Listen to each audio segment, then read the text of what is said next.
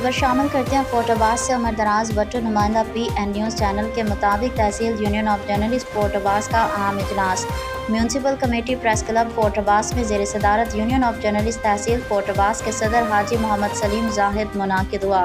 اجلاس میں تحصیل بھر کے مختلف پریس کلب بشمول فورٹ عباس، کھچی والا، مروٹ کے نمائندوں اور صحافیوں نے بھرپور شرکت کی۔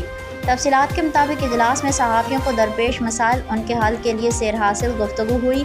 اجلاس میں اہم فیصلے کیے گئے۔ یونین آف جرنلسٹ فورٹ عباس کی موجودہ باڑی کی مدت 2 سال مکمل ہونے پر اسے تحلیل کر دیا گیا۔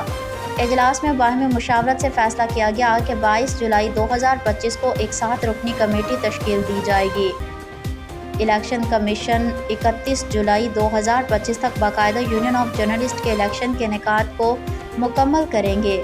اجلاس میں چیف آرگنائزر ندیم ظفر فراز، سرپرست اعلیٰ چودھری عبدالحفیظ ضیاء، چیئرمین چودھری وارث علی سندھو، جنرل سیکرٹری عبدالواجد اور دیگر عہدیداران نے بھرپور شرکت کی۔